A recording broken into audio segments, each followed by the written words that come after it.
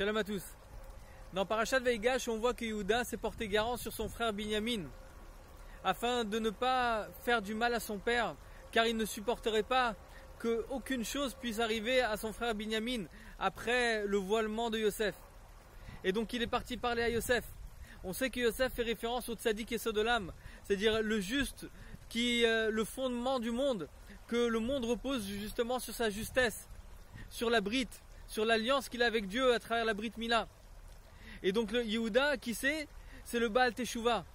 C'est celui qui se réveille avec toute la force de l'essence même de son âme, qu'une fois que l'essence même de son âme, elle se dévoile, même le juste parfait ne peut pas arriver à percevoir la lumière essentielle que lui dévoile à travers sa teshuvah.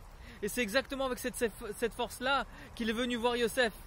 Il est venu lui dire Kekamocha Keparo.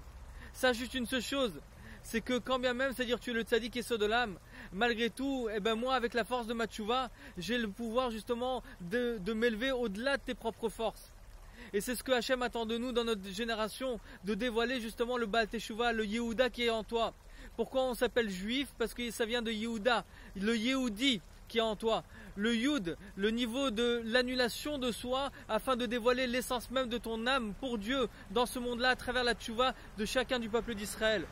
Aujourd'hui, Hachem attend de nous pour dévoiler l'essence même de notre âme, à travers le troisième Beth Amikdash, à travers la Géoula, à travers Mashiach, de réveiller la conscience divine de chacun d'entre nous, à travers une introspection chaque jour, pour mieux donner pour le Créateur du monde. Hachem attend de chacun d'entre nous de dévoiler la partie la plus belle de son âme, pour être garant de son frère Binyamin, pour être garant de chacun du peuple d'Israël. Alors que Dieu fasse en sorte à ce que chacun d'entre nous puisse comprendre à quel point que quand on dit à Avat Israël, Va'afta l'eracha kamocha, tu aimeras ton prochain comme toi-même, c'est qu'on est capable de faire Messirut Nefesh, de faire don de soi pour son prochain, à travers l'amour gratuit de son prochain. Et ça, cet amour gratuit amènera bien sûr la délivrance complète et immédiate, car comme Yehuda l'a fait, et c'est la clé justement de la Géoula, que lui s'est porté garant à travers l'amour inconditionnel qu'il avait pour son frère.